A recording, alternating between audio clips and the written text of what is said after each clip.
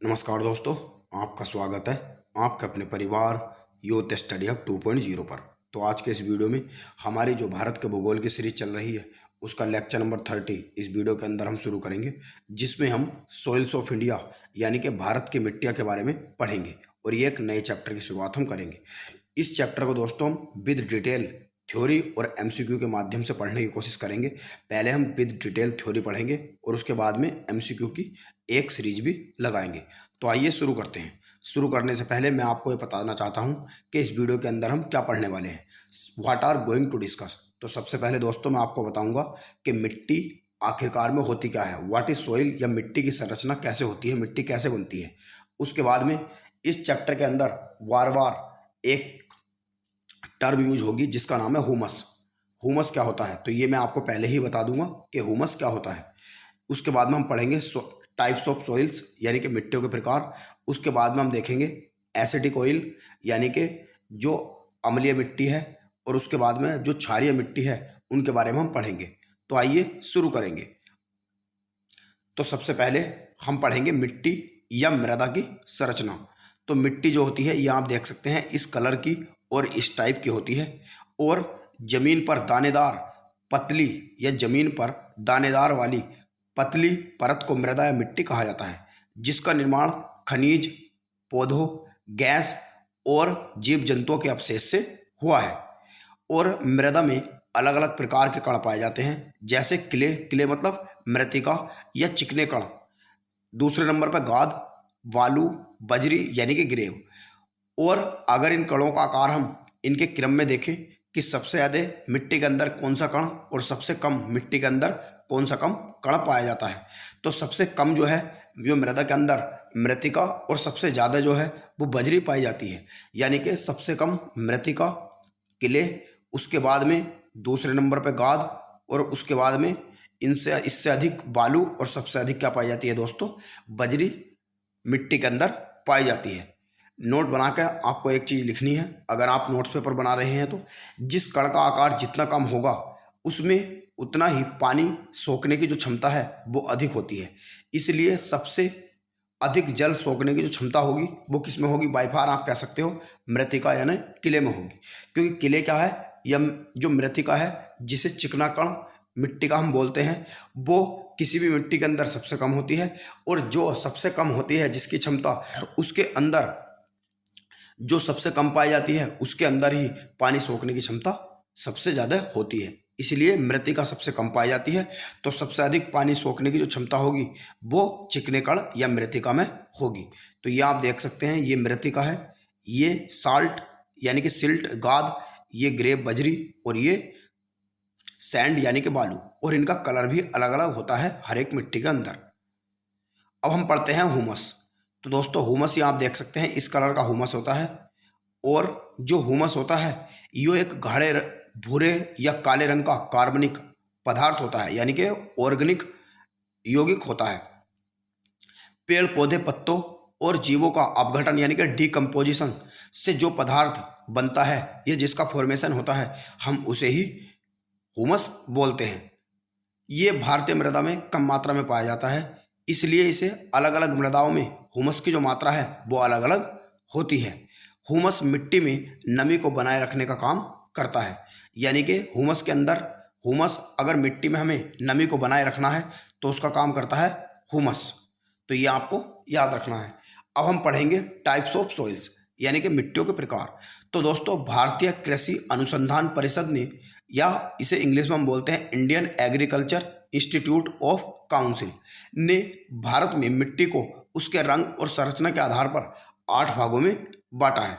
तो भारत की जो मिट्टियाँ वे उनके 8 भाग कौन कौन से हैं ये आप देख सकते हैं। जलोढ़ मिट्टी, फिर उसके बाद हम पढ़ेंगे काली मिट्टी, लाल एवं पीली मिट्टी, लैटेराइट मिट्टी, शुष्क मिट्टी, लवणीय मिट्टी, पिटमय मिट्टी जिसे हम जैविक मिट्टी भी कहते हैं, और उसके बाद में हम वन मिट्टी के बारे में पढ़ेंगे। तो आइए वन बाई वन करके एक एक करके सबको डिटेल में शुरू करते हैं।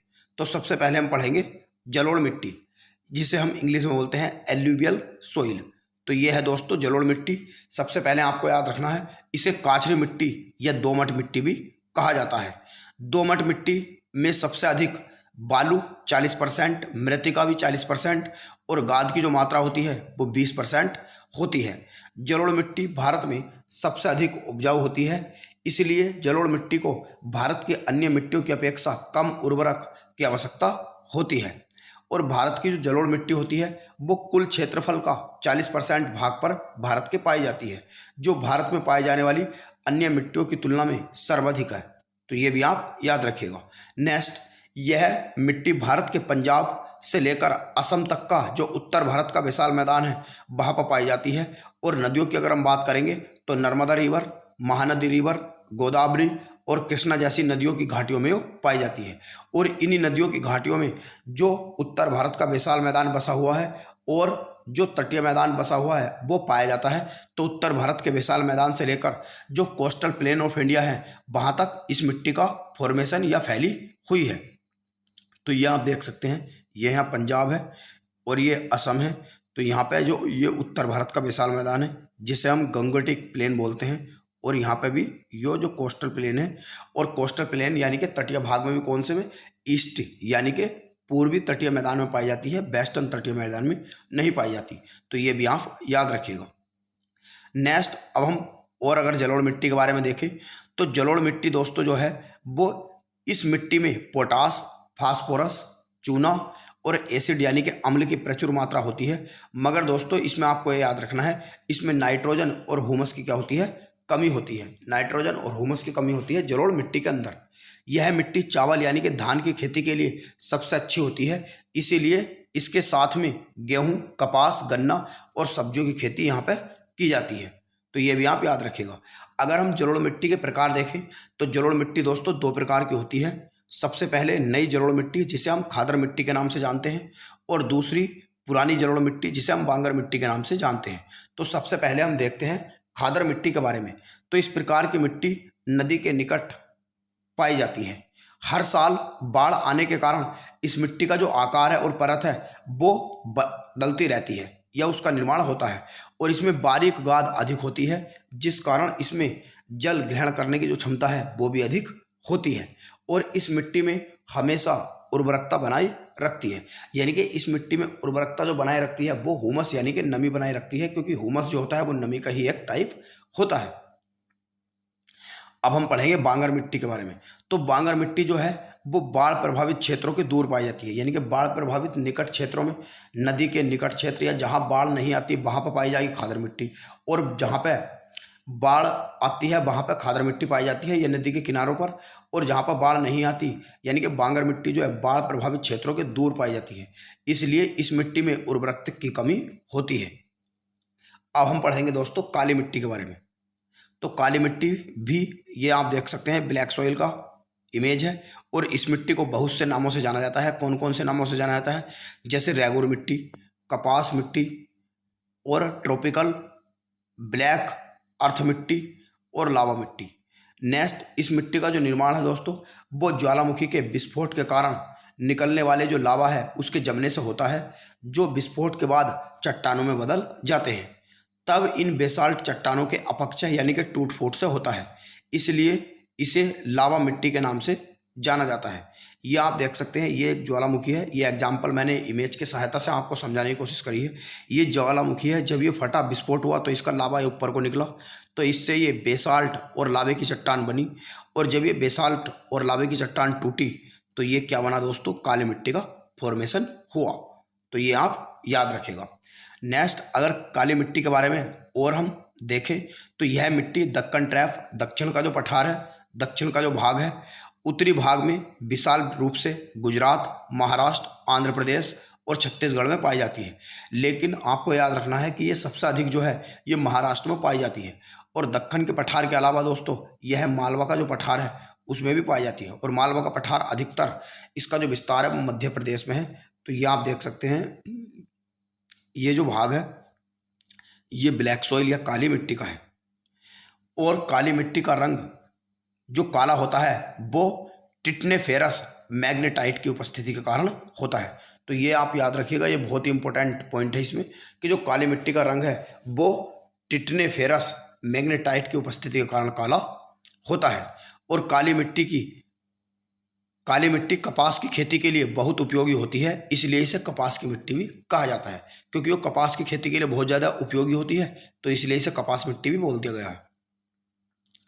यह मिट्टी बहुत महीन कणों मतलब मृतिका से बनी होती है, जिसके कारण इसमें पानी सोखने की क्षमता सबसे अधिक होती है। यानी कि मृतिका की मात्रा सबसे कम होती है किसमें? काली मिट्टी में। इसलिए इसमें पानी सोखने की क्षमता सबसे अधिक होती है। मैंने बता दिया ये पहले ही आपको, यानी कि जिस मिट्टी में मृतिका की कमी होगी उसमें पानी सोखने की क्षमता सबसे अधिक होगी। 4 कण थे जो मैं आपको पढ़ा चुका हूँ। और लंबे समय तक इसमें नमी को बनाए रखती है। इसलिए काली मिट्टी को सिंचाई की कम आवश्यकता होती है, जिसके कारण इसे हम स्वतः जुताई वाली मिट्टी भी कहते हैं। इस मिट्टी में नाइट्रोजन यानी कि ह्यूमस, जो से हम जैविक पदार्थ के नाम से जानते हैं, वो उसकी कमी पाई जाती है। और सबसे अधिक प्रायद्वीपीय भारत का जो पठार है उसमें वो मिट्टी पाई जाती है। नेक्स्ट हम बात करेंगे नंबर 3 पे, लाल एवं पीली मिट्टी की। तो लाल और पीली मिट्टी आप देख सकते हैं, ये रेड सॉइल है और ये येलो है।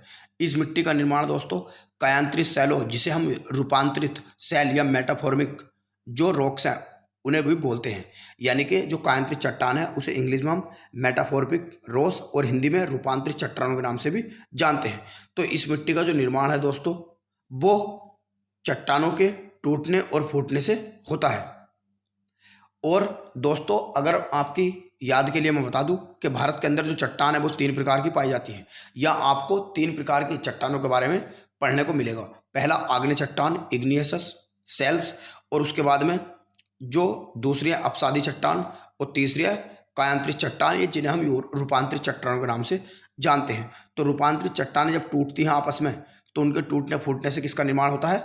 लाल और पीली मिट्टी का होता है। ये मैं आप इस चित्र के माध्यम से आपको समझाता हूँ। यानी कि जब पृथ्वी पर कोई भी ज्वालामुखी फटता है तो जब उसमें से कोई लावा निकलता है जिसे हम मैग्मा के नाम से बोलते हैं, तो उस मैग्मा से क्या बनती है दोस्तों? ये आग्नेय चट्टान बनती है। और आग्नेय चट्टान के जब टूटती हैं तो उनसे दोस्तों क्या बनती है? अपसादी चट्टान, यानी कि ये टूट गई तो इसके टूटने से अपसादी चट्टान बन गई, यानी कि सेडिमेंट्री रॉक्स बन गई, ये सेल्स बन गई। और जब ये टूट जाती हैं तो इनसे क्या बनती है दोस्तों? कायांतरित चट्टान बनती हैं, या जिसे हम रूपांतरित चट्टानों के नाम से बोलते हैं। तो ये लाल और पीली मिट्टी कायांतरित चट्टानों के टूटने फूटने से बनती हैं। और ये कैसे बनती है, इनका क्रम क्या है, ये मैं आपको बता चुका हूँ। नेक्स्ट अगर हम लाल और पीली मिट्टी के बारे में देखें तो इस मिट्टी का निर्माण कायांतरित सेल यानी कि चट्टानों के टूटने फूटने से होता है। इसलिए इस मिट्टी में लोहा और सिलिका की मात्रा सबसे अधिक होती है। और लाल मिट्टी दक्कन के पठार, जिसे हम दक्षिण का पठार और दक्षिण भाग में पाई जाती है। और ये कौन कौन से राज्य में पाई जाती है? तो ये आप देख सकते हैं छत्तीसगढ़, कर्नाटक, उड़ीसा, आंध्र प्रदेश, तमिलनाडु, झारखंड और नागालैंड। तो ये आप देख सकते हैं, यहाँ पे नागालैंड मिलेगा आपको, ये उत्तरी भाग है जिसे नॉर्थ ईस्ट में 7 सिस्टर या 7 बहनों के नाम से जानते हैं हम। तो ये है आंध्र प्रदेश, उड़ीसा है। तो ये जो इसका दक्षिण वाला भाग है तो यहाँ पे वो मिट्टी पाई जाती है।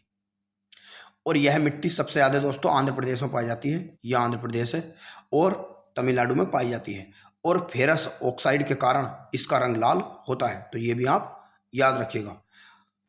इसके बाद में दोस्तों यह मिट्टी जो है जल को सोखती है, तो यह जलयोदित अवस्था में पीली दिखाई देती है। यानी कि पीली कब दिखाई देगी? जब ये जल को यानी कि पानी को सोख लेती है तो जलयोदित अवस्था में वो पीली दिखाई देती है। और इस मिट्टी में नाइट्रोजन और ह्यूमस की कमी होती है। और यह मिट्टी अधिकतर बंजर भूमि में पाई जाती है, बंजर भूमि में ज़्यादातर यह मिट्टी पाई जाती है। और यह मिट्टी बजरीयुक्त, बलुयुक्त और छिद्रयुक्त होती है, जिसके कारण बाजरे की खेती के लिए यह मिट्टी बहुत ही ज़्यादा अच्छी या उपयोगी मानी जाती है। नेक्स्ट दोस्तों अब हम पढ़ेंगे लैटेराइट मिट्टी के बारे में। तो लैटेराइट मिट्टी का जो रंग होता है ये थोड़ा रेड कलर का होता है, ये आप देख सकते हैं। यह मछलीली मिट्टी भी कहा जाता है इसे। तो लैटेराइट मिट्टी जो है वो उच्च तापमान और अधिक वर्षा वाले क्षेत्र में विकसित होती है। और यह मिट्टी गीली होने पर दही की तरह लिपलिपी और सूखने पर ईंट की तरह कठोर हो जाती है। और लैटेराइट मिट्टी में लोहा ऑक्साइड और एल्यूमिनियम की मात्रा सबसे अधिक होती है। और लैटेराइट मिट्टी का रंग जो लोहा ऑक्साइड है उसकी उपस्थिति के कारण ही लाल दिखाई देता है। नेक्स्ट है, इस मिट्टी में चूना, नाइट्रोजन और ह्यूमस की कमी पाई जाती है, जिसके कारण ज़्यादा वर्षा होने के कारण ह्यूमस जल में घुलकर मिट्टी की निचली परत तक चला जाता है। यह मिट्टी मुख्य रूप से कर्क रेखा और मकर रेखा के बीच में जो स्थान है वहाँ पर पाई जाती है। और कर्क रेखा और मकर रेखा के बीच में जो भारत के अंदर राज्य हैं वे पश्चिम बंगाल है, कर्नाटक, केरल, महाराष्ट्र, उड़ीसा, तमिलनाडु और मेघालय जैसे राज्यों में वो पाई जाती है।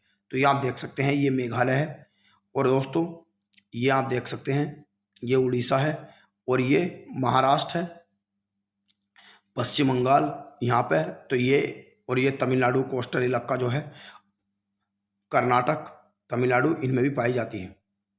नेक्स्ट लेटराइट मिट्टी के बारे में अगर और जाने तो यह मिट्टी कम उर्वरक वाली होती है, मगर फिर भी इसमें अधिक उर्वरक का उपयोग करके गन्ना, काजू, चाय और कॉफ़ी आदि की खेती की जाती है।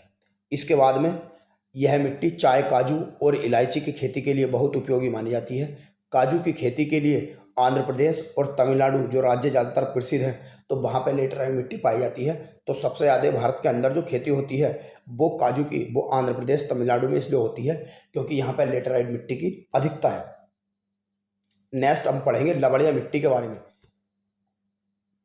तो ये आप देख सकते हैं, ये लवणीय मिट्टी का आकार है, इस कलर की ये होती है।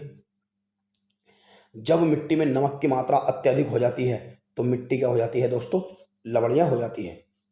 और मिट्टी में नमक की मात्रा खराब अपवाह तंत्र यानी कि ड्रेनेज सिस्टम, खराब अपवाह तंत्र का मतलब ड्रेनेज सिस्टम, यानी कि जब नदियां अपना रुख बदल लेती हैं तो उसे ही हम ड्रेनेज सिस्टम बोलते हैं, और शुष्क जलवायु के कारण बढ़ जाती है।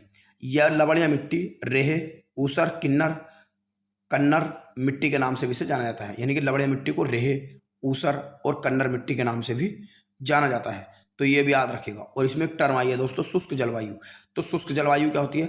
शुष्क जलवायु से तात्पर्य होता है उस क्षेत्र से होता है जहाँ पर वर्ष भर वर्षा 250 मिलीमीटर से कम होती है। तो जहाँ पर वर्षा 250 मिलीमीटर से कम होती है वहाँ शुष्क जलवायु होती है। लवणीय मिट्टी सोडियम, कैल्शियम, पोटेशियम और मैग्नीशियम की मात्रा इसमें अधिक होती है। भारत में सबसे ज़्यादा लवणीय मिट्टी गुजरात में पाई जाती है। तो ये आप देख सकते हैं, ये गुजरात में पाई जाती है। इसके अलावा यो पंजाब, हरियाणा और दिल्ली वाले कुछ क्षेत्रों में पाई जाती है। उसके बाद में ये आप देख सकते हैं, ये उड़ीसा वाले के भी कुछ क्षेत्रों में पाई जाती है, मगर सबसे अधिक गुजरात में पाई जाती है। नेक्स्ट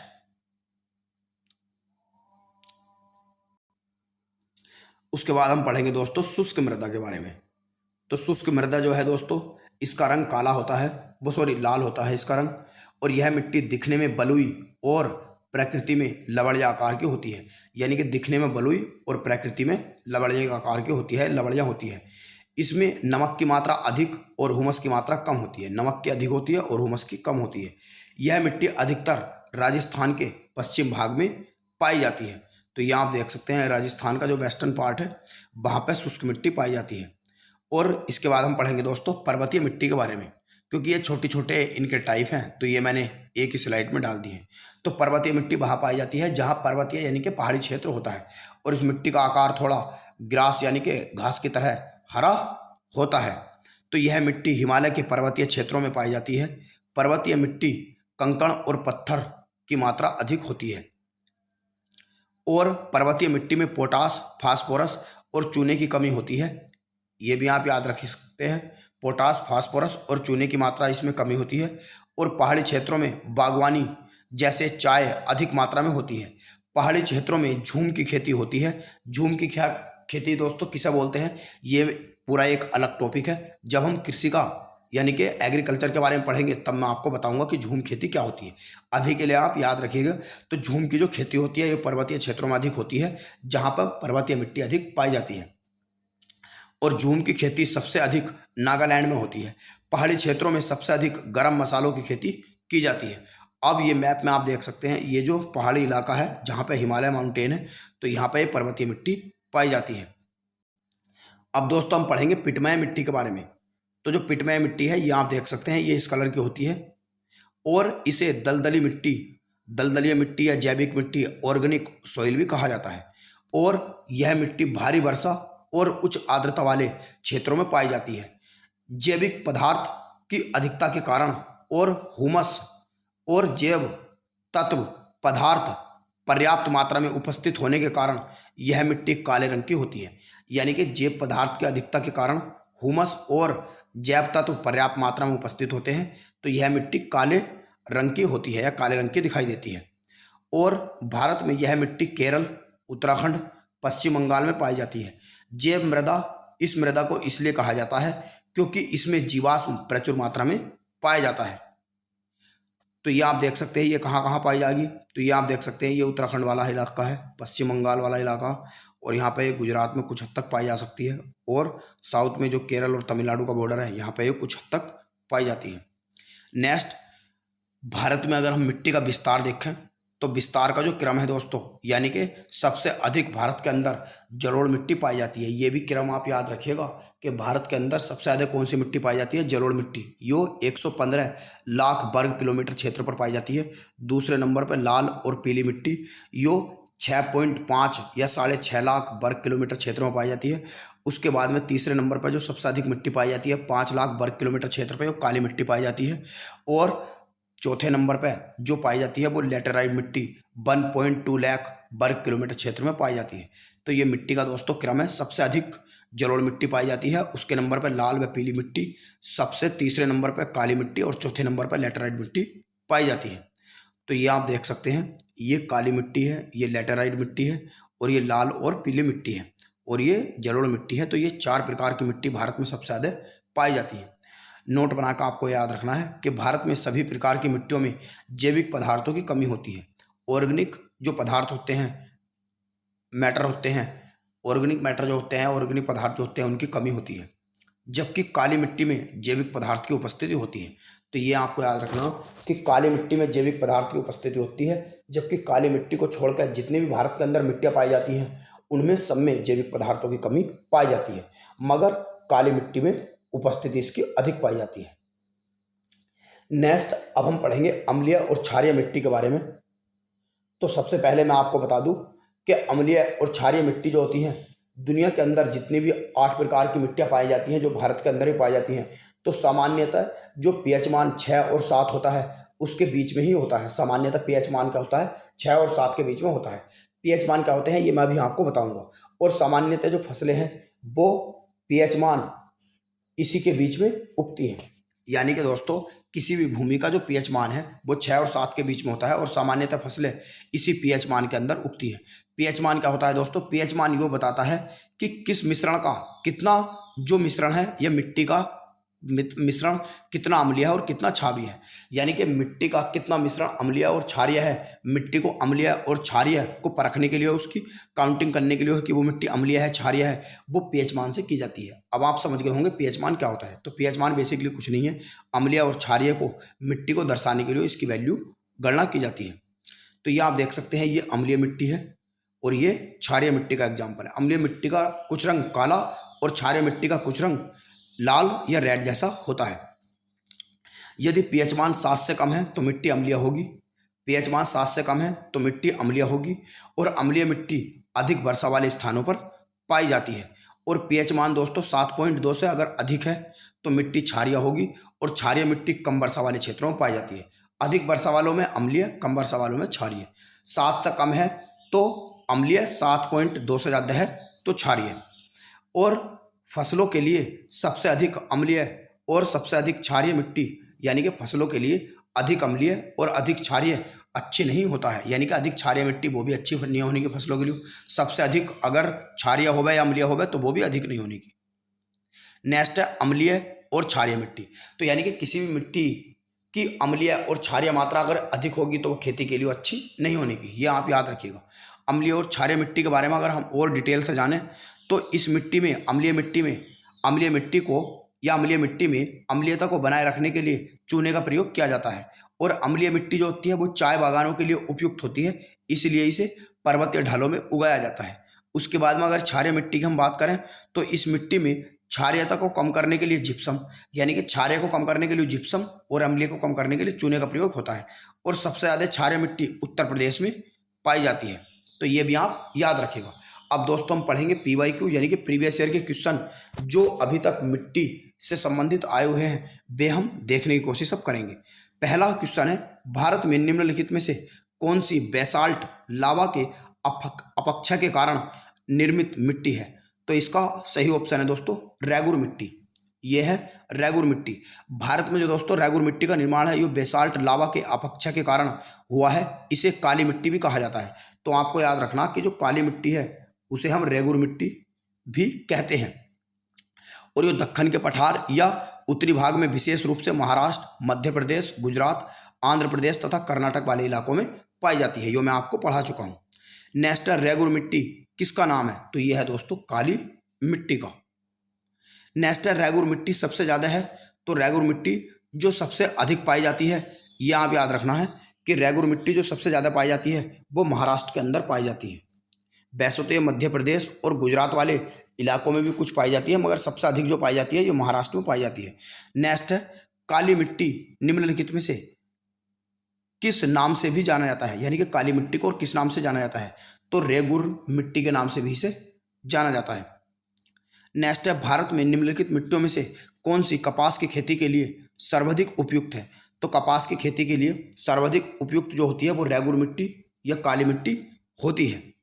नेक्स्ट है देश में निम्नलिखित मिट्टियों में से स्वतः कृषीय मिट्टी कहा जाता है। यानी कि स्वतः कृषीय मिट्टी निम्नलिखित में से किस मिट्टी को कहा जाता है? तो यो कपास की जो काली मिट्टी होती है उसे कहा जाता है, जिसे कपास की मिट्टी, रेगुर मिट्टी, काली मिट्टी कहा जाता है। नेक्स्ट है लावा मिट्टियाँ पाई जाती हैं। तो लावा मिट्टियाँ जो पाई जाती हैं यो मालवा के पठार में पाई जाती हैं, जो अधिकतर काली मिट्टी का ही एक रूप होता है। नेक्स्ट है मालवा के पठार में प्रमुख मिट्टी है। तो मालवा के पठार में मैंने बता दिया प्रमुख मिट्टी रेगुर मिट्टी है या काली मिट्टी है। नेक्स्ट है झारखंड में काली मिट्टी कहाँ पाई जाती है? तो ये दोस्तों झारखंड पीएससी में ये क्वेश्चन पूछा जा चुका है, तो यहाँ आप अच्छे से याद रखिएगा कि झारखंड में काली मिट्टी कहाँ पाई जाती है। तो ये राजमहल की जो पहाड़ियाँ हैं वहाँ पर पाई जाती हैं, राजमहल की पहाड़ियों पर। यानी कि राष्ट्रीय आपदा प्रबंधन NIDM की रिपोर्ट के अनुसार झारखंड में जो काली मिट्टी है दोस्तों यो राजमहल के क्षेत्र में पाई जाती है। नेक्स्ट है इस मृदा को कम सिंचाई की आवश्यकता होती है क्योंकि वह नमी रोक कर रखती है। तो वह कौन सी मिट्टी है जो नमी रोक कर रखती है? तो ये आपको याद रखना है, ये है दोस्तों लैटेराइट मिट्टी। तो यानी कि ऐसी मिट्टी जिसे कम सिंचाई की आवश्यकता होती है और नमी रोक कर रखती है, तो वो है दोस्तों काली मिट्टी। तो ये लैटेराइट मिट्टी नहीं है दोस्तों, ये आपको याद रखना है, ये है काली मिट्टी, जिसे हम रेगुर मिट्टी के नाम से भी जानते हैं। नेक्स्ट है निम्नलिखित कथनों में से कौन सा कथन सही है? यानी कि कौन सा कथन सही नहीं है बताना आपको। पहला कथन है काली मिट्टी को स्थानीय भाग में या स्थानीय भाषा में रेगुर मिट्टी कहा जाता है। तो ये तो दोस्तों सही है, क्योंकि रेगुर मिट्टी कहा जाता है। नेक्स्ट है क्रेप्स के अनुसार रेगुर मिट्टी या काली मिट्टी अनिवार्य रूप से एक परिपक्व मिट्टी होती है। तो ये भी सही है। नेक्स्ट है काली मिट्टी में आर्द्रता या नमी धारण करने की जो क्षमता होती है ये उच्च या अधिक होती है। ये भी सही है। नेक्स्ट है काली मिट्टी हिमालय क्षेत्र में पाई जाती है। यो गलत है, क्योंकि जो काली मिट्टी है ये सबसे ज़्यादा महाराष्ट्र में पाई जाती है और गुजरात, मध्य प्रदेश में पाई जाती है। जबकि हिमालय क्षेत्र में जो सबसे ज़्यादा मिट्टी पाई जाती है वो लाल पीली मिट्टी या और जो अन्य मिट्टी हैं वे पाई जाती हैं। नेक्स्ट है लैटेराइट मिट्टी मिलती है। तो लैटेराइट जो मिट्टी है वो आपको सबसे अधिक पंजाब में मिलेगी, पंजाब वाले इलाके में। नेक्स्ट है लैटेराइट मिट्टी का प्राधान्य भाग है। तो लैटेराइट मिट्टी का जो प्राधान्य भाग है सबसे अधिक जो पाई जाती है वो मालाबार के तटीय प्रदेश में पाई जाती है, मालाबार के तटीय प्रदेश में। नेक्स्ट निम्नलिखित में से कौन लैटेराइट मिट्टियों के लिए सही नहीं है? आपको बताना लैटेराइट मिट्टियों के लिए सही नहीं है। यानी कि लैटेराइट मिट्टी वे मिट्टियां हैं जिनमें आर्द्रता अपाक्षलित प्रदेशों की मिट्टियां हैं। तो यो तो दोस्तों सही है, मगर वो बताना सही नहीं है। वे बहुत अपाक्षलित मिट्टियां हैं, यो भी सही है। तीसरा उनकी उर्वरकता कम होती है। तो सही बात है, उनकी उर्वरकता कम होती है। नेक्स्ट उनमें चूना की प्रचुर मात्रा में पाया जाता है। यो गलत है, क्योंकि इनमें चूना प्रचुर मात्रा में नहीं पाया जाता। इनमें नाइट्रोजन, फास्फोरस, अम्ल, पोटास यो पाया जाता है प्रचुर मात्रा में, जो कार्बनिक तत्वों की कमी के कारण पाया जाता है। नेक्स्ट है भारत में निम्नलिखित में से कौन सी मृदा प्रारूप लोहे का अतिरेक होने के कारण अनुवर होता जा रहा है? तो ये होता जा रहा है दोस्तों जो पैडेजोलिक है, पैडेजोलिक। नेक्स्ट है भारत में सबसे अधिक उपजाऊ मिट्टी कौन सी है? तो भारत के अंदर जो सबसे अधिक उपजाऊ मिट्टी है यो है जलोढ़ मिट्टी, जलोढ़ मिट्टी। नेक्स्ट है निम्नलिखित में से कौन सी मिट्टी नदियों द्वारा निर्मित है? तो नदियों द्वारा जो निर्मित मिट्टी है तो वो है दोस्तों जलोढ़ मिट्टी। नेक्स्ट है, भारत में सबसे बड़ा मिट्टी का वर्ग है। तो भारत में सबसे बड़े मिट्टी का जो वर्ग है या सबसे अधिक जो मिट्टी भारत के अंदर पाई जाती है वो पाई जाती है काछड़ी मिट्टी, जिसे हम जलोढ़ मिट्टी भी या दोमट मिट्टी भी कहते हैं। नेक्स्ट है, गंगा के मैदान की पुरानी काछड़ी मिट्टी कहलाती है। तो गंगा के जो पुरानी मैदान की काछड़ी मिट्टी है वो क्या कहलाती है? वो बांगर कहलाती है, बांगर। नेक्स्ट है, निम्नलिखित में से किस प्रकार की मृदा जल धारण क्षमता सबसे कम होती है? तो सबसे कम जो जल धारण करने की क्षमता होती है वो बलुई या दोमट मिट्टी में होती है, बलुई दोमट मिट्टी। नेक्स्ट है, दुमपटी लूम या मिट्टी में मिट्टी का कौन सा कण मिलता है?